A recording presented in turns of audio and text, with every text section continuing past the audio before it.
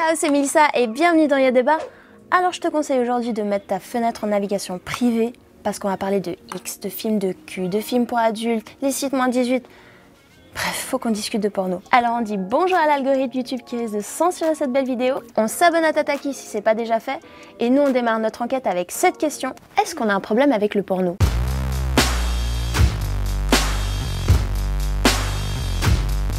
Je suis sûre grâce à internet t'as vu plus de paires de nichons et de paires de que tous tes ancêtres réunis. Le truc c'est que même si beaucoup de personnes en regardent, genre beaucoup, c'est quand même un sujet qu'on aborde assez rarement dans la vie de tous les jours. Et il y a quand même pas mal de questions à se poser. Genre, qui utilise le bouton partage sur les sites porno? Je veux des noms. Puis c'est quoi ce délire de fantasmer sur les belles-mères et les belles-sœurs? Et pourquoi en Suisse, les vidéos de gens qui urinent sont 2 fois plus recherchées qu'ailleurs dans le monde? Expliquez-moi. Ou encore, est-ce que le porno a un impact sur notre vie sexuelle? Cette dernière question, je vous l'ai posée sur Insta et Facebook, et j'ai eu plein de réponses hyper variées. Alors parmi vous, il y a les positifs, il y a ceux qui sont un peu plus mitigés, et il y a aussi ceux qui parlent carrément d'impact négatif. Du coup, on a décidé d'aller creuser un peu plus tout ça. On va en discuter en détail avec Jérémy qui a décidé de carrément arrêter de mater du porno. Je suis assez curieuse de savoir pourquoi. Tu m'as dit que toi, tu avais décidé d'arrêter de regarder du porno. Ouais. Parce que ça avait eu un impact sur ta vie sexuelle. Ouais, exactement. Dans quel sens? Ouais, j'ai arrêté il y a je pense 7 mois maintenant de regarder du porno. Okay. Simplement parce que j'avais du mal à être excité quand j'étais avec quelqu'un. J'avais l'impression d'être coincé dans ma tête un peu. À quel moment t'as eu le déclic toi? C'est vraiment quand je me suis dit, ouais en fait je suis moins excité dans la vraie vie que quand je regarde du porno quoi. Et ce qui est complètement taré. Parce que quand tu regardes du porno, t'es tout seul chez toi avec un ordinateur. Alors que là, tu as la chance d'être avec quelqu'un, c'est fou, tu vois, que l'acte, tu partages un moment avec un autre être humain, quoi. C'est génial et ça m'excitait moins. Et là, je me suis dit, ok, là, il y a un problème. Est-ce que ça te mettait des pressions au niveau peut-être de la performance? Je pense un peu, ouais, quand même. Parce qu'il y a de nouveau tout ce truc autour de la pénétration qui est central et pendant longtemps, tu penses qu'elle est centrale. Souvent, quand tu commences à parler, les filles vont dire, en fait, la pénétration, c'est cool, mais moi, c'est pas, par exemple, le truc qui m'excite le plus, quoi. Et toi, par contre, dans ta tête, tu te limites, quoi, la pression. Il faut que je bande. Et donc, il faut que je bande. Non seulement longtemps, mais il faut que je bande bien pour pouvoir faire ça longtemps. Et en fait, pas tellement. Tu peux avoir des pauses, tu peux avoir des moments de calme, tu peux avoir des moments d'autres choses en fait. Depuis que t'as arrêté, le cul c'est comment? Et le cul c'est vachement bien. C'est mieux, sérieux? Ouais, clairement mieux.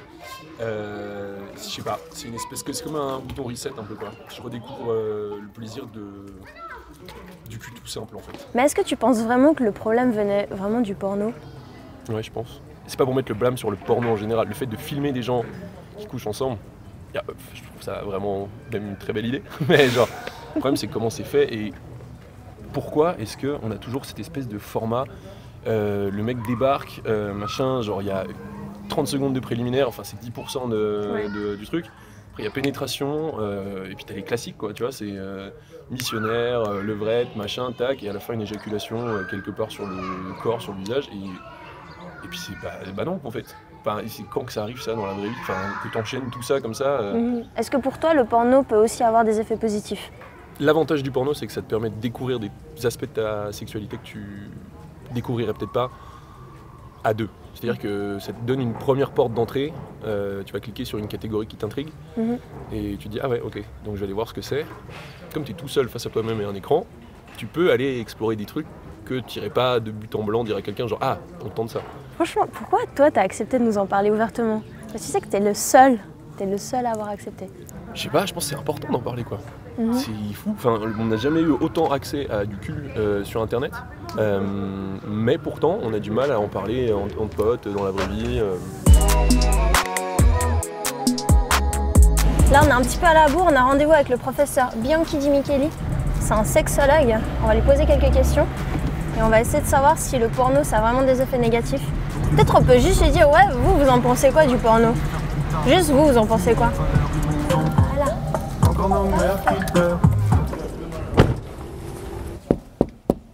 Bonjour docteur.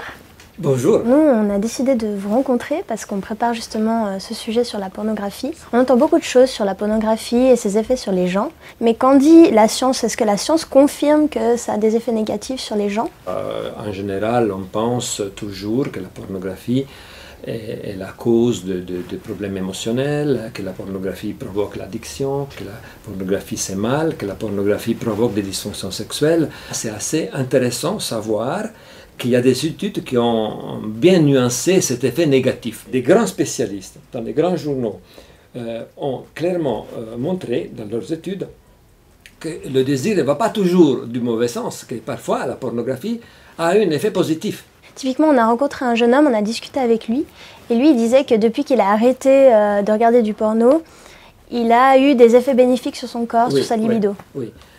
Les études ont montré que c'est surtout les personnes qui attribuent à la pornographie une valeur négative d'emblée, où ils ont intégré le fait que la pornographie c'est mauvais, c'est dangereux, c'est déviant. Ceux-là sont ceux qui le plus souvent ont des conséquences négatives. Alors qu'il y a d'autres qui ont une relation à la pornographie plus positive ou non négative, ils ont souvent une excitation qui apparaît, des idées aussi qui apparaissent. Et je ne fais pas l'éloge à la pornographie, mais je relate en fait que certaines personnes ressentent un effet positif. Merci beaucoup, c'était super intéressant de discuter avec vous. Mais quelle interview, c'était méga intense et super intéressant. Ce que je capte en fait, c'est qu'il y a beaucoup d'idées sur le porno et ses effets négatifs sur les personnes. Mais finalement, ce que le docteur il disait justement, c'est qu'il n'y a aucune étude, mais aucune étude qui prouve qu'en fait le porno, ça a des effets négatifs sur les personnes. En fait, au final, le porno, c'est pas mauvais en soi, mais ce qui pose problème, c'est quand ce qui est représenté en fait dans le porno, ça rentre un peu en contradiction ou en conflit avec ton système de valeurs. Et franchement, j'aimerais bien en discuter avec une meuf. Ah, tu me suis ? Salut Alicia. Salut. Quelle vision t'as du porno? En tout cas pour le porno mainstream, les représentations en fait des femmes, personnes trans et non binaires, elles sont hyper péjorées et qu'il y a toujours ce truc de construire son désir en fonction de celui de l'homme en fait. On a parlé avec un docteur en sexologie et nous il nous a dit qu'en fait ce qui pose problème, c'est quand ce qui est représenté dans le porno va à l'encontre de ton système de valeurs.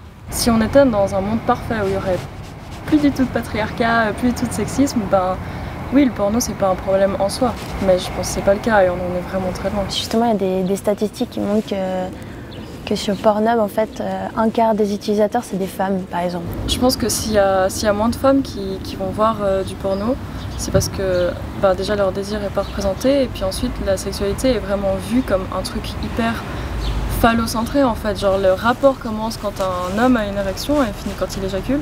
Il y a beaucoup ce rôle de femme passive qui attend, qui souvent au début refuse et puis à la vue d'un pénis en érection. Et puis souvent si c'est l'inverse, si le rapport de domination est inversé, c'est hyper fétichisé aussi, puis c'est assez marginal. Pourquoi toi t'as voulu en parler avec nous aujourd'hui? Parce que ces temps je suis justement en plein dilemme. Dans quel sens t'es dans un dilemme? Je suis féministe et j'ai aussi des fantasmes qui sont contradictoires. Ok. Et là j'en arrive à un point où je peux plus les regarder en face en fait. Alicia, elle a un regard assez critique sur le porno. En fait, ce qui lui pose vraiment problème, c'est ce qui est représenté dedans. Au niveau de la femme, au niveau de la soumission, de la domination. Et ça, c'est marrant parce que c'est des remarques qui reviennent assez souvent dans nos recherches. Et moi, j'ai bien envie d'aller confronter l'industrie du porno à toutes ces remarques. Ce serait trop cool d'avoir des pornstars, des sites de huc qui acceptent d'y répondre. En Suisse, il faut savoir que parmi les 10 sites web les plus visités, 4 sont des sites de huc. C'est malade, non? C'est devant Instagram et Twitter. Ok, en tout, je pense qu'on a écrit à une dizaine de sites porno. Là, il y a le vice-président Dick Samser qui nous a répondu. Il y a 3-4 trucs sur lesquels j'aimerais qu'on revienne. Première chose, c'est quand on lui a fait remarquer qu'une personne sur 4 qui visitait les sites étaient des femmes. Lui, il voit ça comme une opportunité. Il parle de growth market, donc d'un marché en pleine croissance.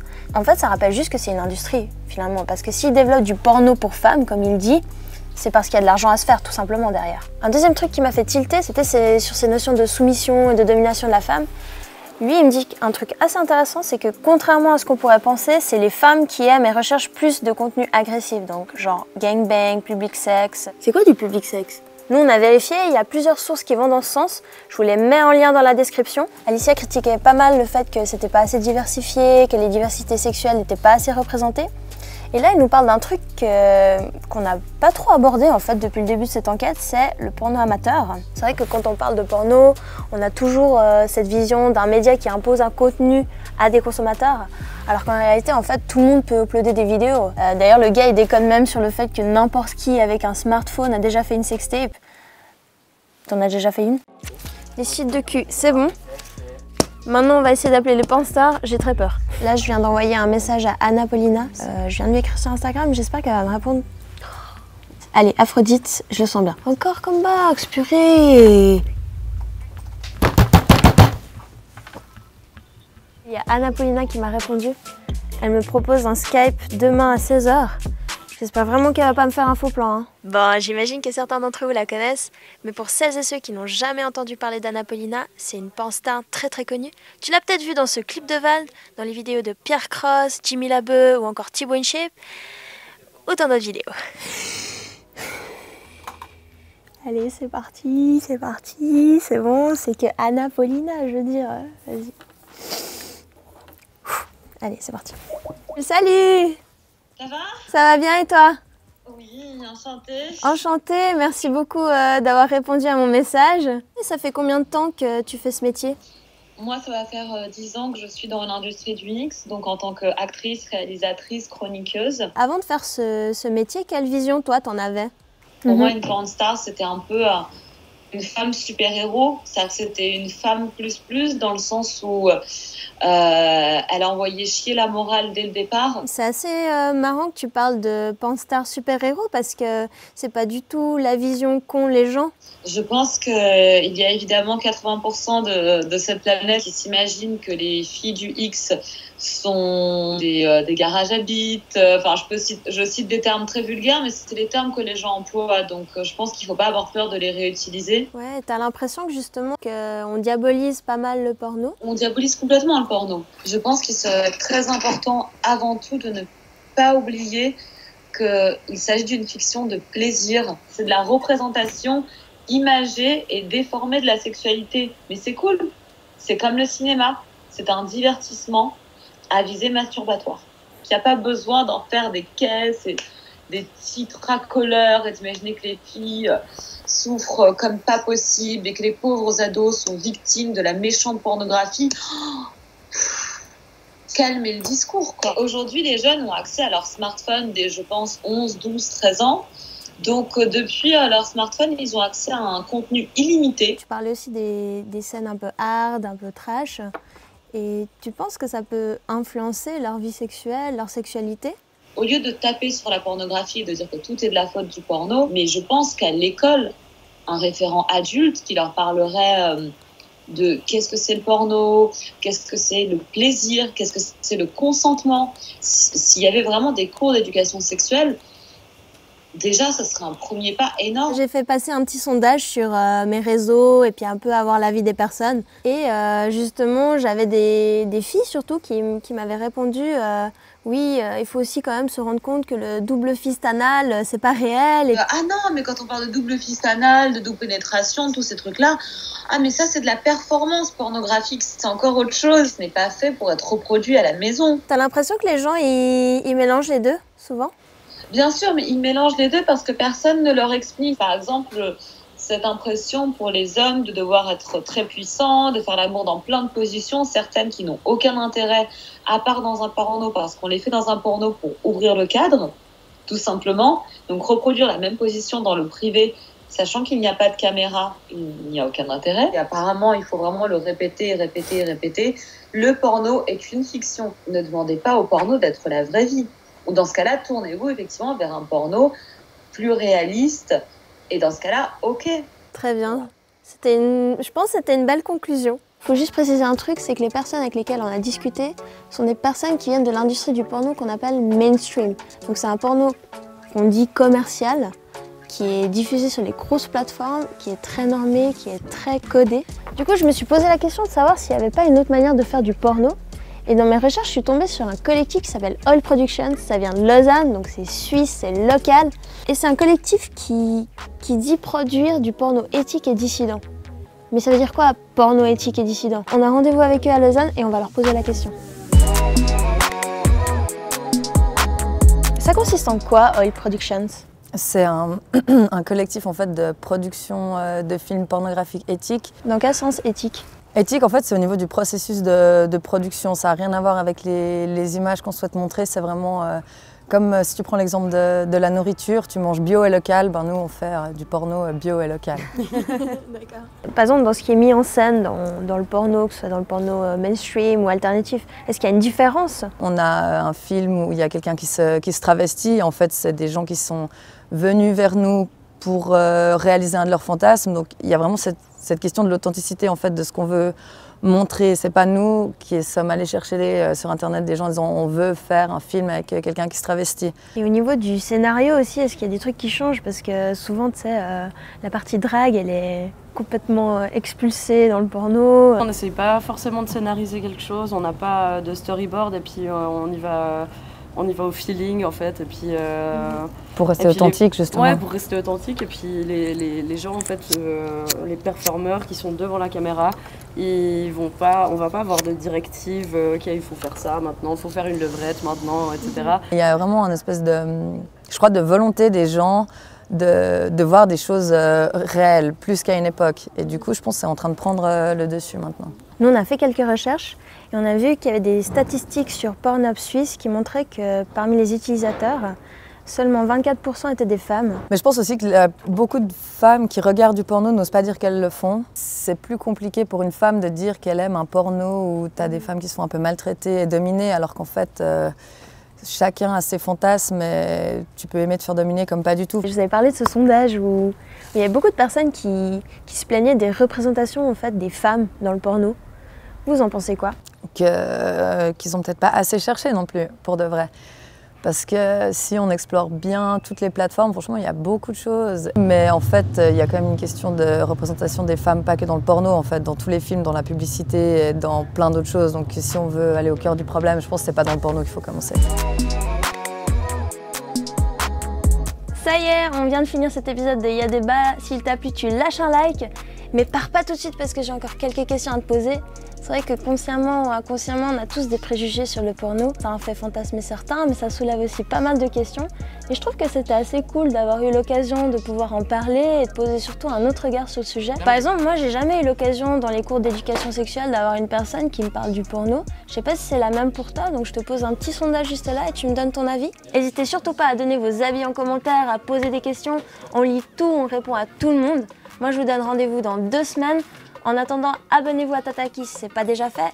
Activez la petite cloche pour recevoir la notif quand les prochains épisodes vont sortir. Dans le prochain épisode, on va essayer de savoir si Instagram c'est bon pour ta santé mentale.